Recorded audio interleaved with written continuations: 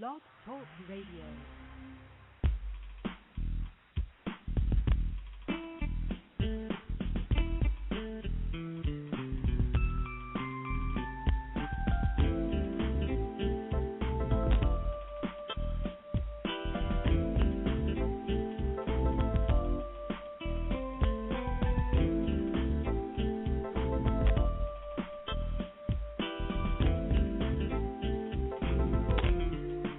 Hi, everyone, and welcome to Franchise Interviews, where for over 4 years we've been asking the entrepreneurs who own one. I'm your host, Marty McDermott, with my co-host, Don Johnson.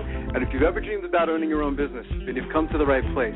We have a great show today. We're going to be talking and discussing about the Bagger Dave's legendary burger tavern franchise opportunity with Michael Ansley, who is one of the largest and most successful Buffalo Wild Wings franchisees in the country, with 14 restaurants in Michigan and 7 in Florida.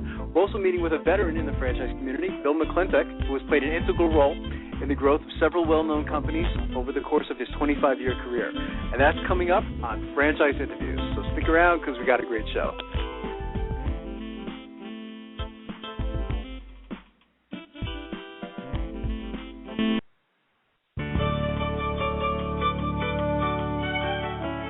Are you one of those special people who are willing to go after your dreams and goals? Are you ready to fulfill that dream of owning your own business with the security of a proven brand? The opportunity to take control of your future and own a Rita's Italian Ice franchise is within your reach. Rita's is seeking success-oriented individuals who are ready to make a change in their life, and Rita's offers unparalleled training and support to assure your success. And did you know the frozen treat industry is a recession-proof industry, and there are Rita's in 23 states currently with 540 stores open. Rita's Italian Ice has been around for 25 years and is listed as a top-performing franchise by the Wall Street Journal. Now here's the really good part. Rita's Italian Ice is a unique and amazing taste treat. It's smoother than a snow cone, and it combines ice with real fresh fruit. The real fruit adds dramatically to the taste, and it comes in over 40 flavors. The ice and fruit are mixed on site and made fresh daily, and it is delicious. You'll want to know more about this exciting and successful franchise opportunity. Go to www.ownaritas.com and get all your questions answered. That's www.ownaritas.com to take control of your dreams and future today. You don't want to wait any longer to be a part of this adventure. www.ownaritas.com.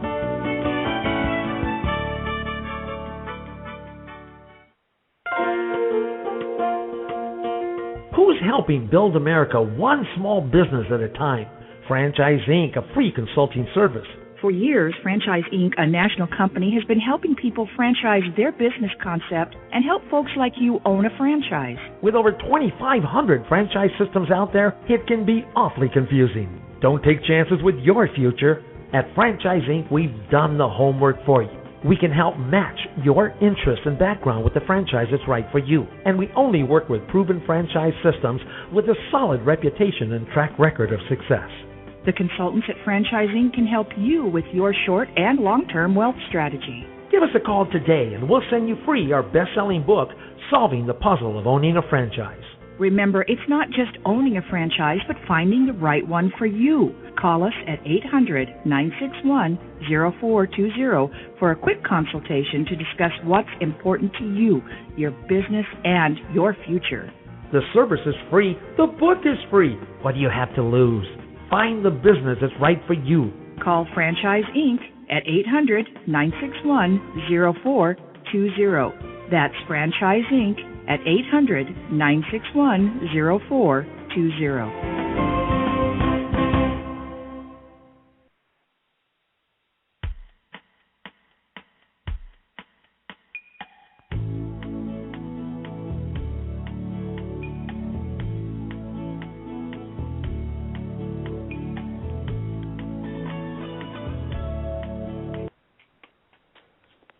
Hey, Don, welcome back. How you doing today? Great, Marty. How are you? Good, good. Sorry about that. I screwed up on the intro there, didn't I? I think that might have been the first time ever. I think so. I've only been doing this how long? 4.5 years?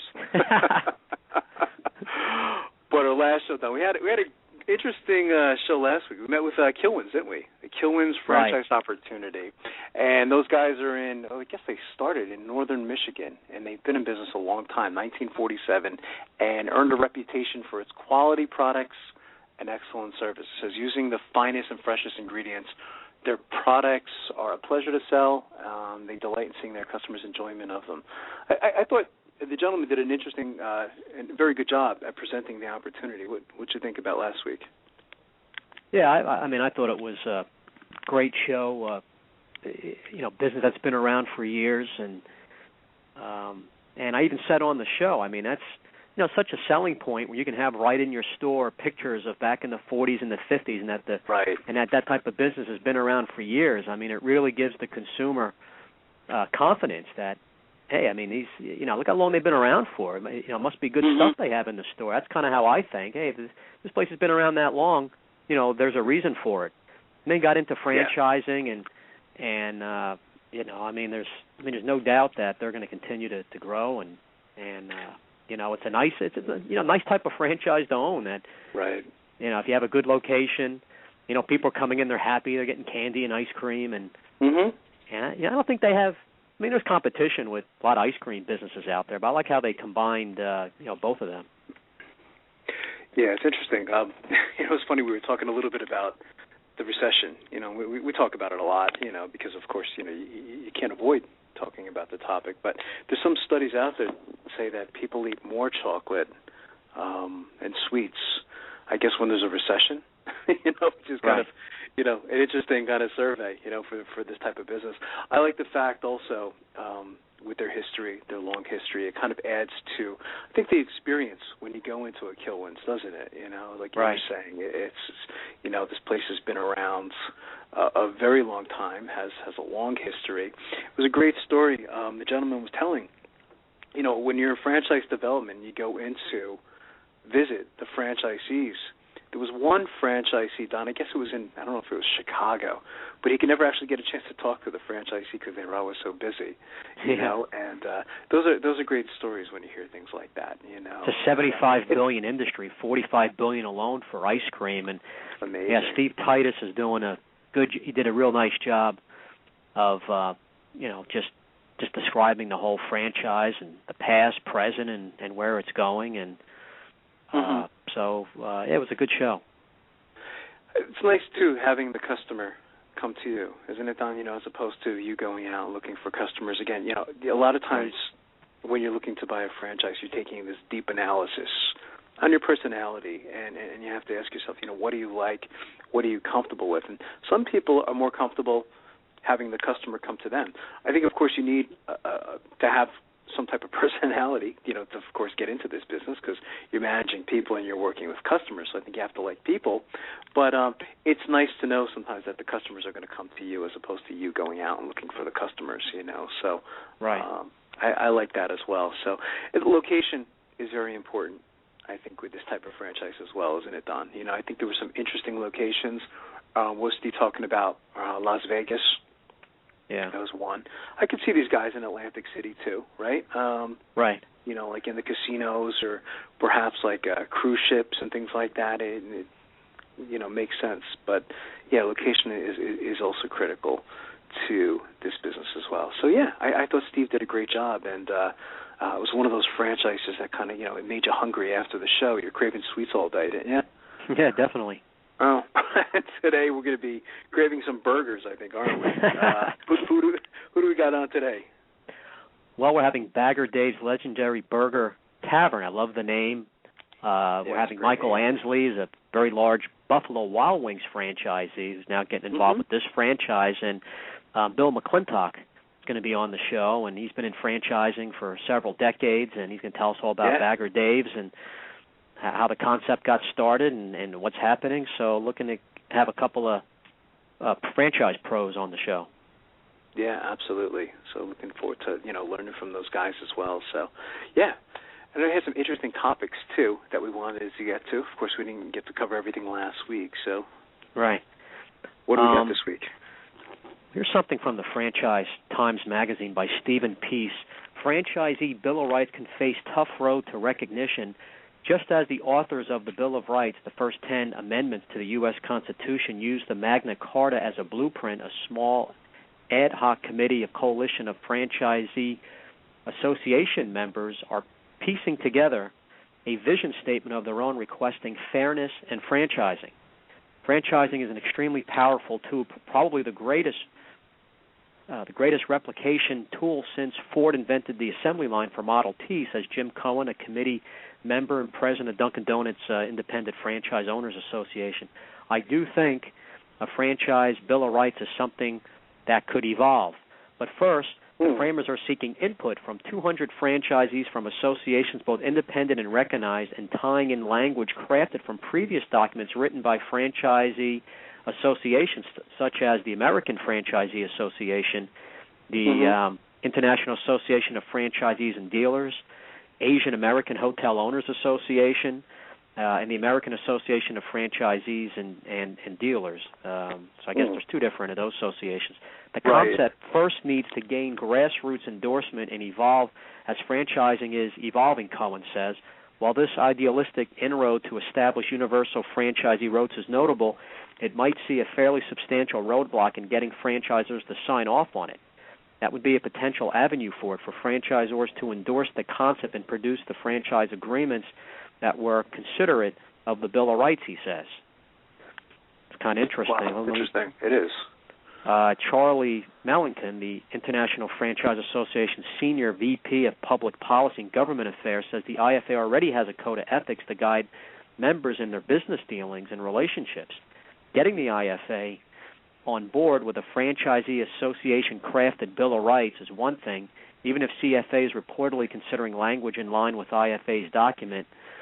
The AAFD Franchisee Bill of Rights has been in existence for nearly 20 years. He says he will not endorse the first draft of the Bill of Rights, but his goal is to be able to endorse the final draft without necessarily replacing the AAFD's vision of the premise that if it ain't broke, don't fix it. Then there's the question of what is fair and how many agreements already in existence could be deemed so. The basic concern is that not all franchise systems are created equal, Cohen says. Certainly not all agreements are created equal either.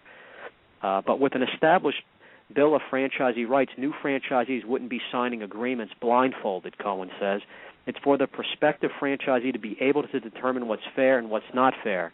We're trying to create a document that allows a prospective franchisee to know what franchisee associations and other franchisees deem as fair.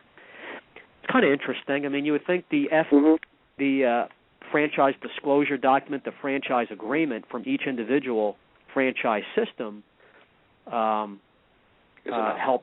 protect the franchisee, but I guess that's probably more for the franchisor.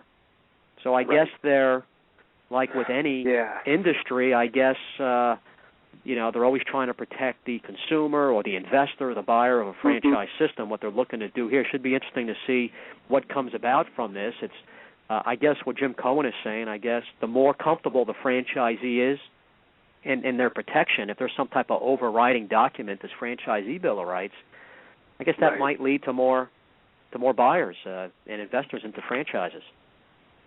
Well, it's like you say, it would make them more comfortable too, wouldn't it? In making that buying decision. And I guess you have to remember too, Don, that who's writing, the franchise disclosure documents.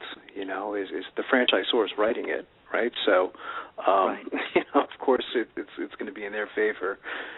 So I think these agreements are good. In fact, I would love to have Jim Cohen on the show, to talk about this topic as well. I think it's an important topic. If you go back into the history of franchising, Don, you remember when we had John Hayes, and actually Jim might have even told the story, Jim Cohen, when we had him on the show a long time ago. The whole history of franchising. Franchising at one point was getting it was a very bad name. I mean, there was people basically promising the world, saying, what, if you buy our franchise system, you'll probably own an island by next year. And a lot of times, in all cases, it never happened. And this franchise would just shut down, and there was a bunch of horror stories. So I think it's important that the franchise community protect themselves. You never want franchising getting a bad name, So that's why a lot of times these agreements, disclosure documents are very important to the consumer and I think to the franchisor as well. So right. Which is where I think the franchise rule came about. I think it was 1979. You and I were just kids back then, but well, they're going to unveil this franchisee Bill of Rights in June, so we'll have to have a follow-up article to see what the reception is and how it goes. Yeah. Well, maybe we could disclose it on the show. It's the day that it's disclosed, so that would be interesting. So we'll have to keep an eye on that. From the article last week, franchising hot as owners look to be their own bosses. For young business people, laid off professional boomers, not ready to retire, and career switchers, the franchise business model makes perfect sense. And here they talk about one part of this. And this article, by the way, is by Dana Hunsinger Benbow. It's called The Rookie. He's a lifelong military guy, not a lot of retail experience, not much time spent in the business world. Mm-hmm. But Chuck probably knows his business, Potbelly Sandwich Shop, just about as well as anybody. That's because right behind his house in Chicago was a Potbelly shop. Every day after school, he would take his young son there to drink a chocolate milkshake together. That's my sandwich shop, and I love it, he says, who will open Indianapolis' first Potbelly store early this month, so probably around now. He's opening the store. He goes, I fell in love with the brand, and Potbelly fell in love with that area he's in. After all, the company has more than 200 corporate shops, but is new to franchising. He's only the third.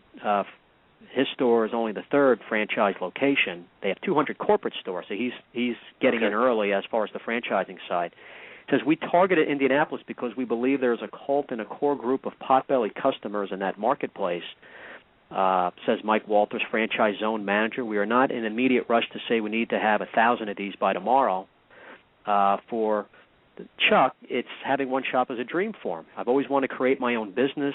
I've always wanted to be my own boss, who likes the flexibility franchising gives him to spend time with his son. He loves the idea of bringing that, and after 20 years in the U.S. Marine Corps, he hasn't a worry in the world about running a shop. At the end of the day, I'm a good leader, he says. I may not have a long history in running restaurants, but I'm a good operations guy. So this guy's coming in with a lot of confidence. Quote. Yeah. And we've said that a lot, too. We talked about the theory of, do people who have served in the military make better franchisees? I don't say better franchisees, but sometimes more qualified franchisees. Can they follow the system better, compared to, someone who perhaps hasn't served in the military? Not always, but, it's kind of an interesting theory to talk about. And it's important he goes in with that confidence as well, Don. So. And he's, this is the American dream for people. I guess that's what franchising does. It's, as long as you're choosing the right franchise and you've thought through the process of, you feel that you can run this type of business or service. It's a long-term relationship. You got to really do your due diligence and look deep inside yourself to see if you want to do this type of work. It's not going to be easy. I mean, for this guy, he's only the third franchisee, even though they have a couple hundred locations. So that was probably his selling point. He loved the brand himself, probably has a good location. He knows corporate has a few hundred locations they're doing well. Hopefully did his full due diligence and spoke to, the top top executives at the franchise and had a comfort level and was willing to make the investment, and hopefully it works out for him. It would be nice to, own, several locations and, just like the franchise we're having on today. I mean, I'm sure that these franchise systems want people who are thinking on the bigger side and want to have multiple locations and can set their family up nicely. And I think most people know there's no shortcuts in life. You're going to have to work hard to build it, but with franchising, it gives you that.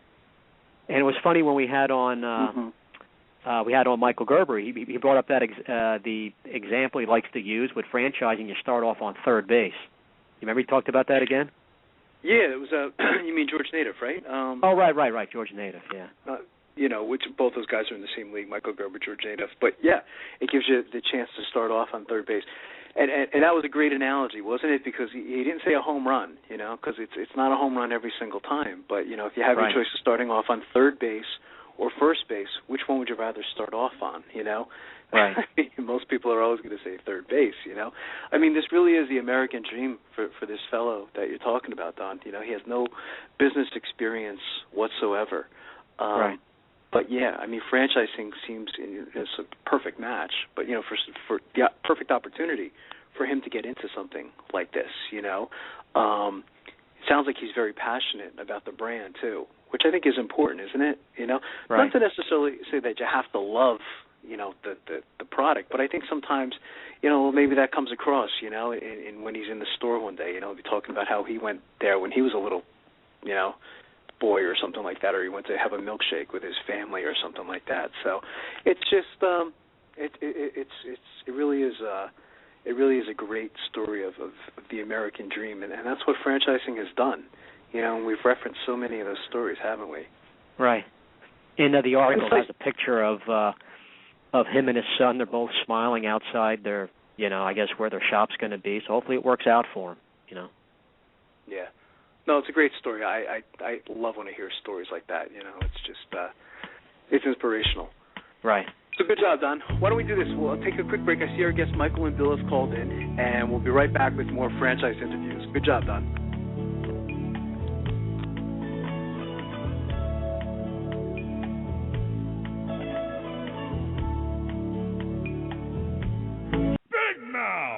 Okay, you've got my attention.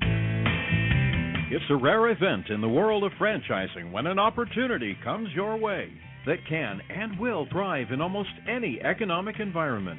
It's here, and its name is Big Mouth Advertising. Big Mouth. BMA is a leader in the exciting world of mobile media advertising. Why is mobile media advertising able to defy the economic cycles? The answer is obvious. In times of economic weakness, advertising is crucial for survival as the consumer dollar is scarce and the competition fierce. What is mobile media? It's the newest and fastest growing segment in the advertising world. Mobile media brings the message directly to the consumer. Mobile media goes to the consumer in traffic where he eats and where he plays. It quite simply cannot be turned off or thrown out. And when you join the Big Mouth team as a franchisee, you are joining the best. The Big Mouth advantage is simple and successful. We invest in a strong infrastructure and in great people. As a franchisee, you have access to this entire system, including telemarketing, sales maximization, general and administrative support, design and creative services, even billing and collection services.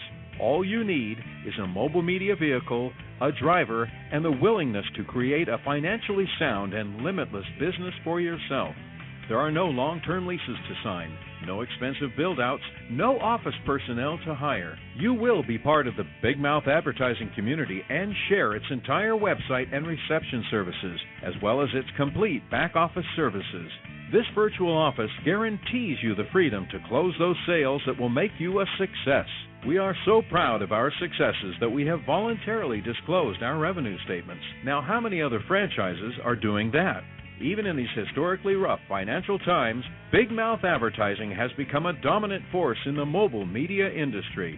Join the Big Mouth team and take the first step toward financial freedom. Please call Ron at 888-98-GO-BIG.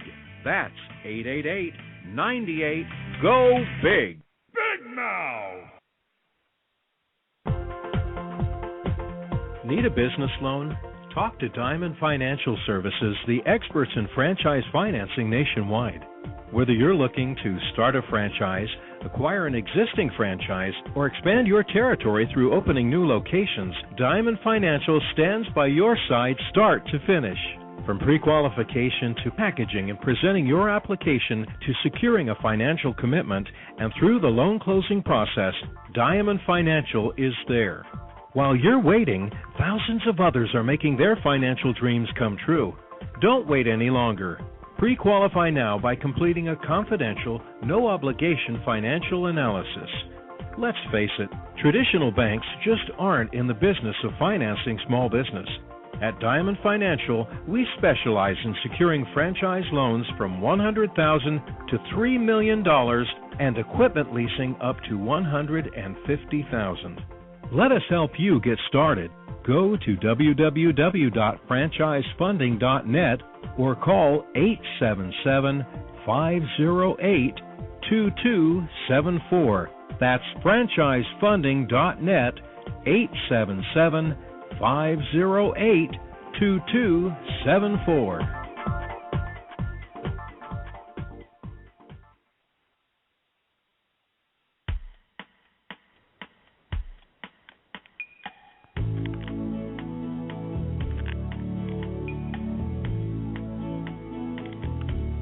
Hi, everyone, and welcome back to Franchise Interviews. We're asking the entrepreneurs who own one. I'm your host, Marty McDermott, with my co-host, Don Johnson. And if you've ever dreamed of owning your own business, then you've come to the right place.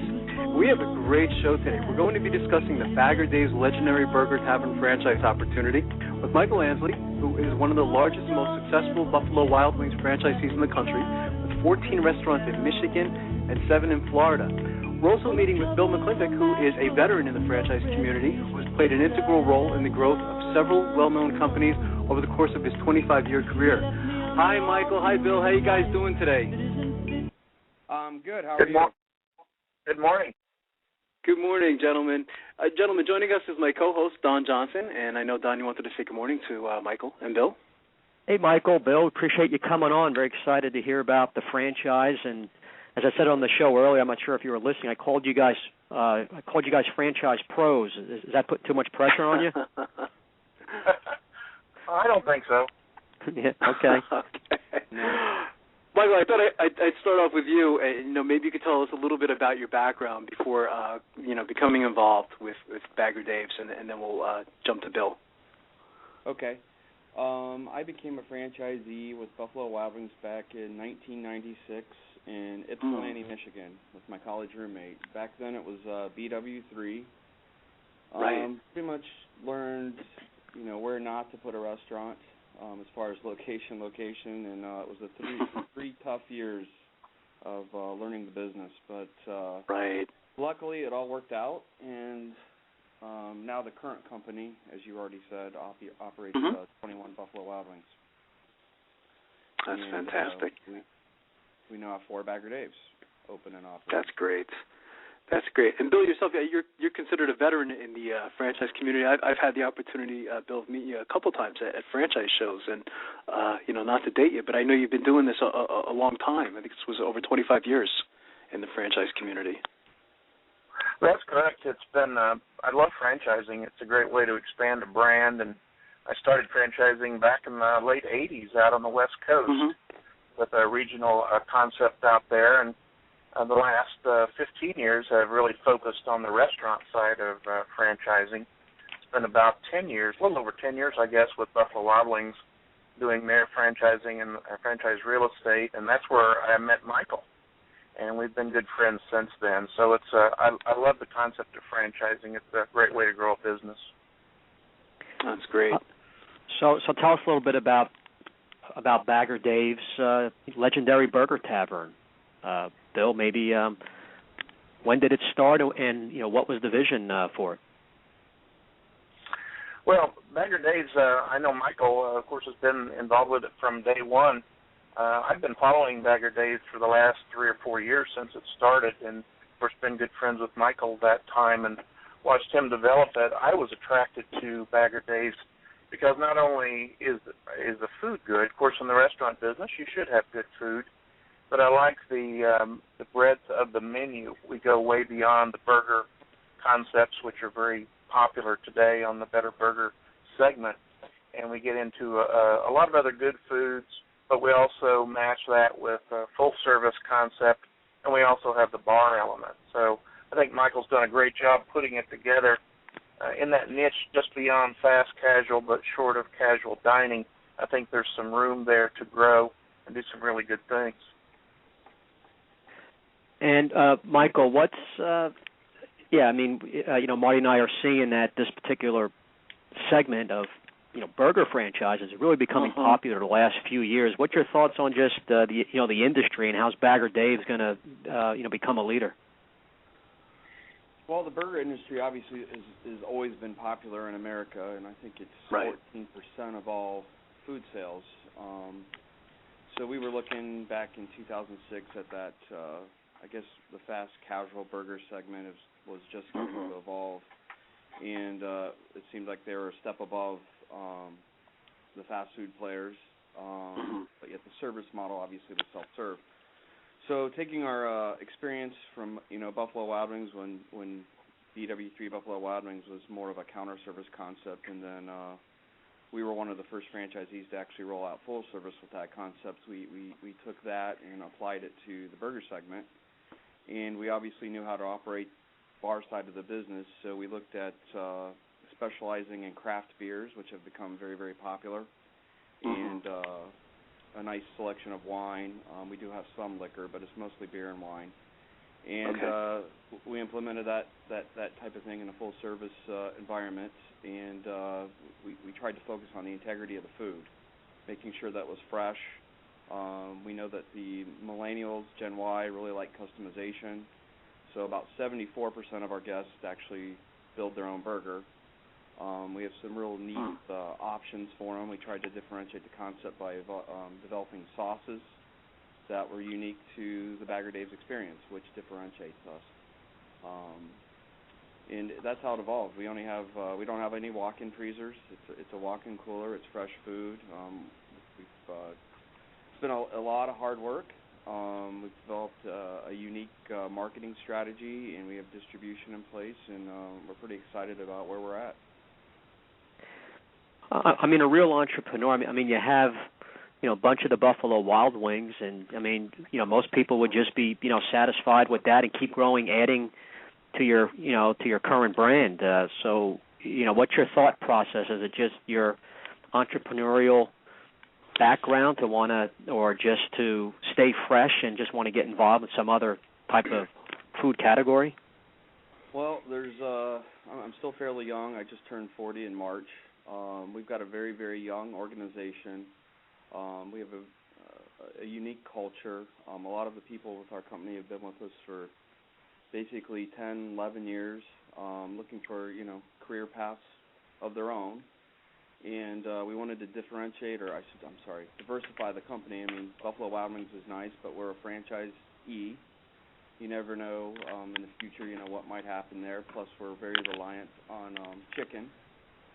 So we were looking at something, obviously, in a different segment that would diversify the company. And then using our experience as being a franchisee and seeing things through a franchisee perspective, we thought it was a good time to develop our own concept. Right. That's interesting. Bill, it must be exciting for you, too, to get involved with something new. You would never remember, but when I met you in Orlando back in, I think it was 1999, Buffalo Wild Wings was, I guess you could say, pretty young back then, and it was amazing watching, because I've watched the company grow significantly over the years, so I guess this must be exciting for you as well. Oh, it was incredible. I came there in Buffalo Wild Wings in 1997. They had approximately 50 restaurants, and we weren't sure at that point whether we could take it beyond the regional concept. And we steadily built the brand. We tried to put the foundation under it the right way for franchise growth by selecting the right operators that have food background and the ability to open restaurants on time. So even then we weren't looking at big picture. We weren't looking at any idea where it would be today. We just tried to open one good restaurant at a time. And what I think Michael and I have agreed to do is let's do Bagger Days the right way. Let's find food operators who know how to run restaurants, who know how to open restaurants on time, and let's put a very franchisee-friendly FBD together, and let's go see what we can do. There aren't any guarantees in business. On the other hand, it's very refreshing to be able to structure a franchise correctly from the beginning rather than have to go in and fix things that are already broken. Exactly.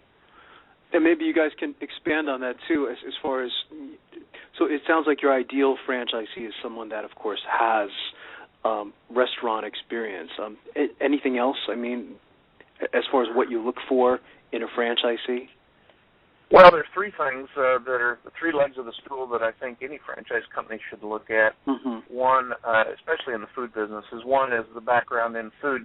Not everyone should be running restaurants. You need to have a passion for food, a passion for the craziness of running restaurants.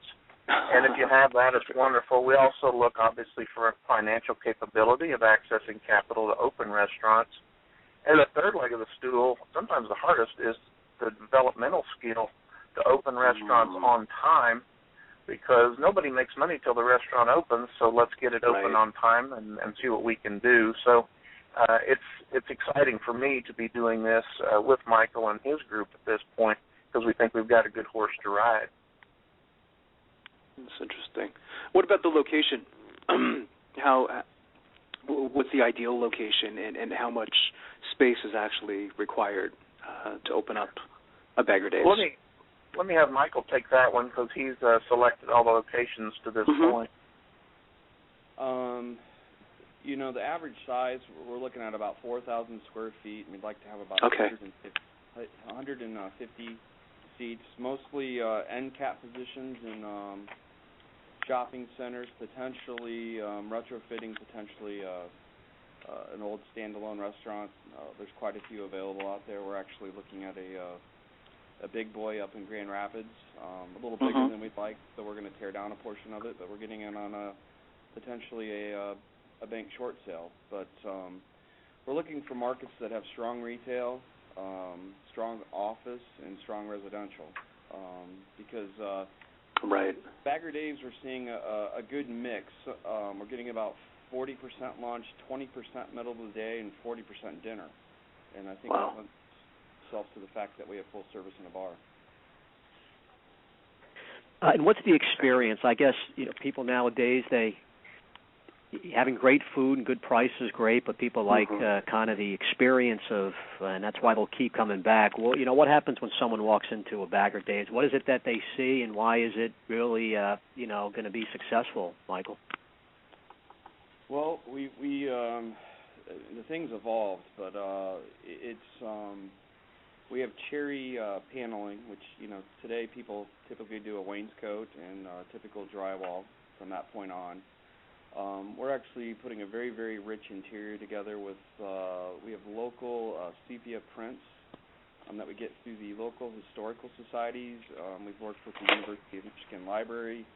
We're working with Michigan State's Library on a new location that we'll be doing up in East Lansing. So I think it identifies with the community. They walk in, they see historical photos from their particular community. We also have a train, an electric train that's about 8 feet high, in the main dining room, very, very tactfully done. It tends to keep the kids' attention, especially in the evenings, so dad can enjoy themselves. We hear that over and over from our customers. Sounds very nice. Moving into the bar area, there's a nice copper bar, and we have some plasma televisions. We don't necessarily focus on the TVs, but they're there. It's just a nice, warm atmosphere, and people seem to really, really like it. It's important. What role has technology played, Michael, in this business? We actually are moving into it pretty aggressively. We have some pretty sophisticated business intelligence software that our CFO, David Burke, has rolled out since he came over from Federal Mogul. We can pull data from all of our Buffalo Wild Wings, Bagger Dave's, to the hour on how we're doing, labor, cost of sales, menu mix. The franchisees are going to be able to use that system. It's called See To It. It's pretty powerful. That will also pull the numbers from the franchisees once they are established, so they won't necessarily have to key in their sales numbers every night. Another product that we just rolled out this week is online ordering. We invested a lot of money in that. It is a pretty robust system. It actually, when you go online at baggerdaves.com and you place your order, it goes directly to our POS system. So it's not necessarily a fax-generated online ordering system. Right. It's POS-driven. So we took out the human error factor. Right. It keeps the data, the credit card data, as far as the customer and what their order is. So the next time they go, they can pull up their old order and send it right in.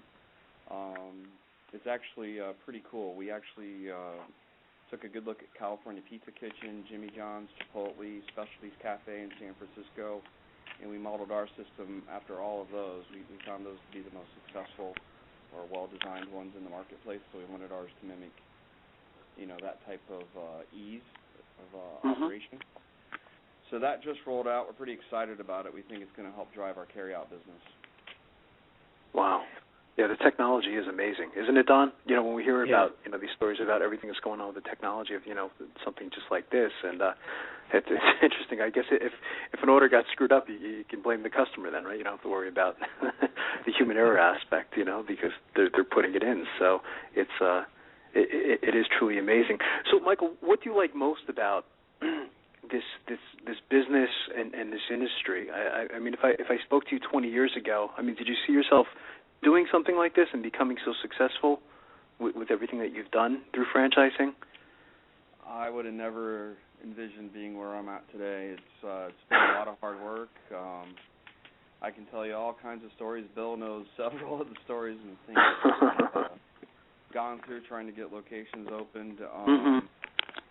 It's what I like. I'm always learning something new. Always. It's just such a fast-moving business. And you're involved in everything from my perspective. I'm involved in real estate. I'm involved in marketing. I'm involved in operating the stores. You see all this new technology. Constantly learning more and more and more. And I also like feeling it's kind of it's fun from my perspective to see a guy that was working in the kitchen 10 years ago is now our chief operating officer. Of course, absolutely. It's very powerful to see your employees evolve and their lives get better and their careers, advance. I enjoy that. And Bill, being involved in a couple, franchises from the early stage, you see some similarities, or you see, I guess you see a advancement with Bagger Dave's, much more potential maybe to grow quicker than maybe a system of like 20, 25 years ago. Is that right? Yeah, it has the potential to grow. What we've agreed to do is focus on doing it the right way. We're only franchising currently in the upper Midwest. You see a lot of companies that have good PR releases about growing 100 or 150 restaurants a year. Sometimes they aren't around in a few years because they simply couldn't handle that kind of growth. So we're growing in the upper Midwest through franchising. As I mentioned earlier, there are certain groups that we're discussing area development with them. But we want to keep it done at the right level, and we want them to open successful restaurants rather than just the quantity of them. We'll ramp up a little bit as we go through the years, and we'll, of course, advance into additional states. The beauty, I think, of franchising is seeing people who started their restaurants work very hard and seeing them accumulate a lot of assets and also provide a career path for their key people. That's what I've loved seeing that over the years. So it's a great way to do business.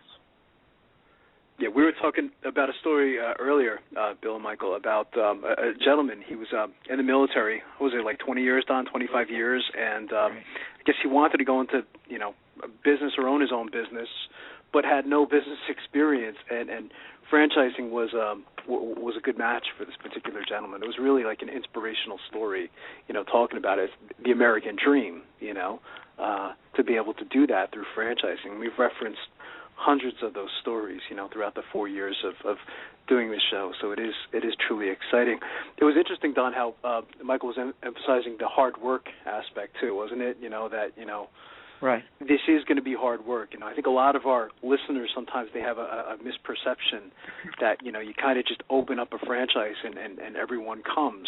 And it's not that at all, is it, Michael and Bill? That's hard work. The way I look at it is if somebody has passion for anything they want to do in life, they'll probably be successful at it. And in franchising, we look for people who are trainable, that have entrepreneurial spirit. Sometimes in being a true entrepreneur, you maybe shouldn't be involved with franchising. You probably should do something on your own. But if you have an entrepreneurial spirit and you're teachable, I think, and you have a passion for whatever you're doing, you'll probably be a great franchisee. Yeah, well said. Absolutely. Gentlemen, we have to take a quick break. Can you guys stick around for another segment? Sure. That's great. We'll be right back with more franchise interviews.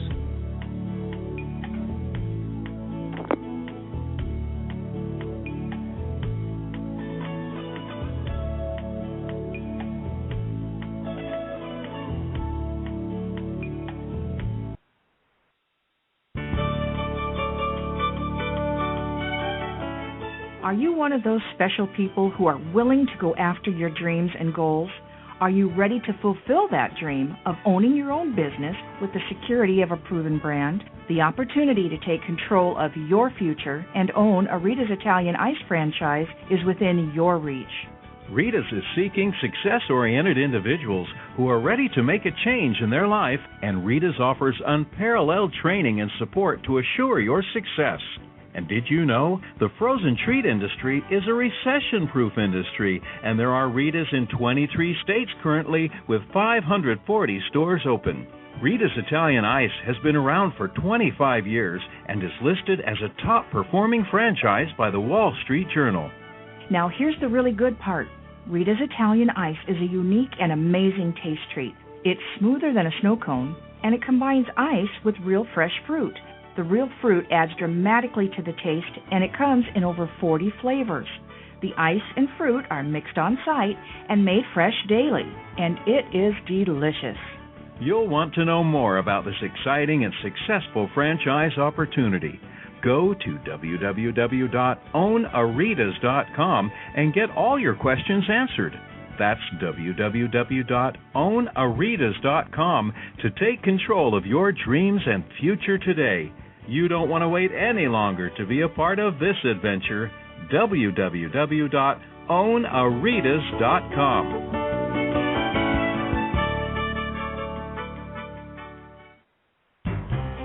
Franchise Interviews.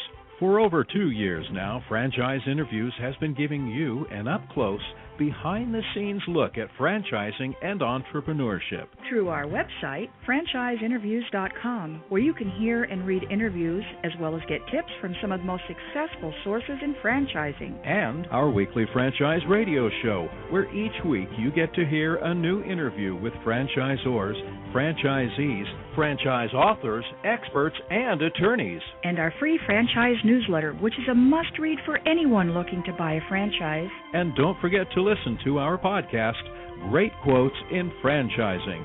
For more information, go to franchiseinterviews.com or call us at 610-905-2919. That's 610-905-2919.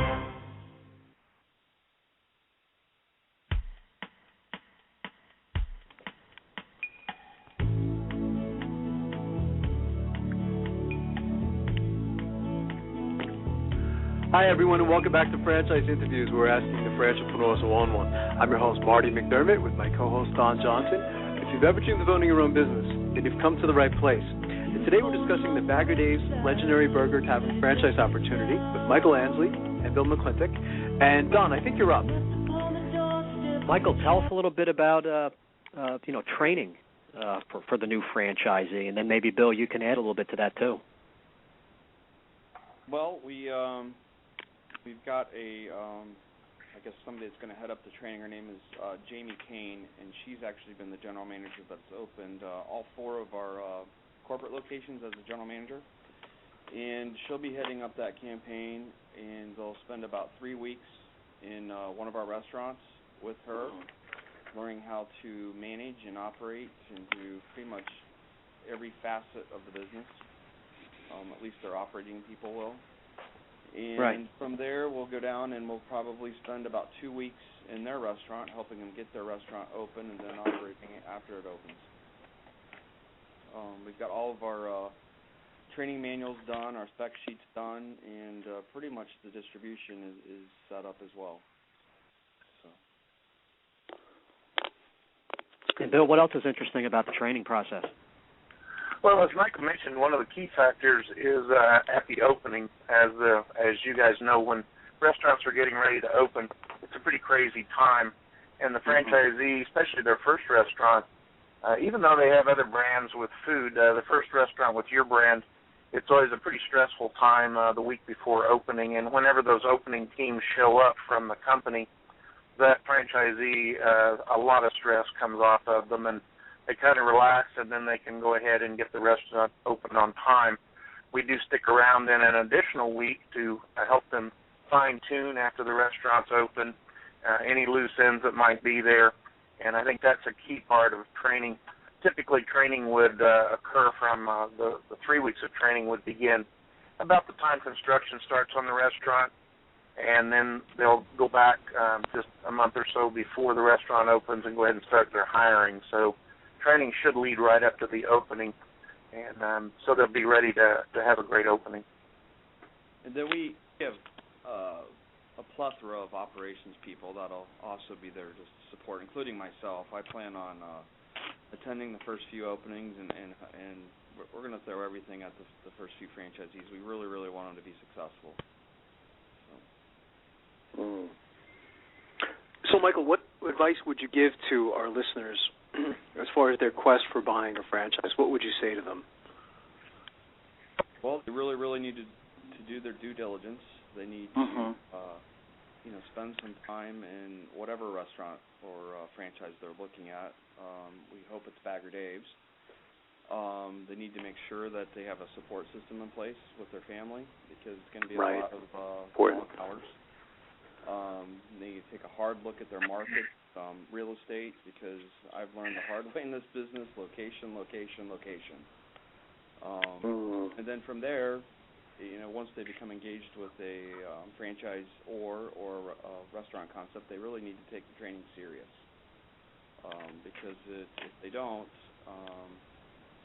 it could get ugly. But it's a process, and they need to be prepared those first few years. They aren't always the easiest, but we're looking for experienced operators that will understand that, will understand the risk, will understand the hard work that goes into it. And Bill, what would you say, again, doing this over 25 years? Well, one of the advantages, I think, with Bagger Dave's is that even though we have a full bar in the restaurant, you're not operating that bar until 3 o'clock in the morning. Typically, the restaurants for Bagger Dave's will close around 10 or 11 o'clock. There's a quality of life issue here on your late-night managers that are getting home every night at 3 o'clock in the morning. So with Bagger Dave's, I think there's a little better quality of life than would be in the standard bar operation. One of the advantages I think we're going to have, and we've put this in our current FDD, is the initial area developers that we select to do Bagger Dave's in the upper Midwest. There's going to be some significant developer incentives in the FDD, including up to 1 year of royalty waiver for these initial operators. And I think it's important for a young brand that's starting out in the right way to work with their early developers and do some of these incentives to help them be successful as we all build the brand together. So we're doing some pretty unique things in the franchise industry with this FDD, and I'm pretty excited about that part of it. That's a nice incentive. Someone starting out worried about overhead, worrying about customers, and hoping it all comes together. One less thing to worry about, giving them the opportunity to build up their client base and sales and so forth. So, that's a nice, a real nice incentive. Well, it's about shared risk, and given the lending environment the last few years, I think we put this together in such a way that we'll share some of the risk early with the franchisees. They're going to be the leaders of the franchise part of Bagger Dave's, so we're looking for top-notch operators to do this, and I think it's the right thing to do. I mean, what do they say? You're only as good as your franchisees, and they are partners, and, if you show them the confidence to put that in play, that'll make them feel better. Absolutely. Bill, what's the best way for our listeners to get more information on becoming a franchisee? Are there any websites they can go to? Yes, BaggerDaves.com is the place to go. There's a lot of franchise information, and they can contact me directly from the BaggerDaves.com website. That's fantastic. I want to thank both you gentlemen again. You've been fantastic guests, and Don and I would love to have you guys come back next year as you guys continue to grow. Thanks, gentlemen. Thank you. That's a great show, huh, Don? Yeah, it's a newer franchise concept, something in such a competitive industry like food in general, let alone just their specific category they're in. But I guess, like I said before, these guys are franchise pros. They've been doing it. They know what it takes. They're going to grow slowly and do it the right way and have the franchisees be happy. And so I'm sure that, there's good things in store for them. Well, it's an important part of franchising, too, is one is look towards the experience of, the team that you're going to be working with, and again, these gentlemen have been doing this a long time now, so that's important. That technology is amazing, too. They were talking about that. I like the whole interactivity, of being able to, create your burger and all that other stuff, so it's, I'm looking forward to when they get to Pennsylvania, it's going to be nice, so we'll keep our eye on them and have them back. So good job, Don, and we have another great show next week. Yes, we do. We'll keep rolling them out as usual. So go to franchiseinterviews.com, franchiseworldradio.com, go franchise.com, franchisefunding.net, and I'll talk to you next week, Don. Great, Marty. Good job. Bye-bye. Thanks, everyone, for listening. Take care.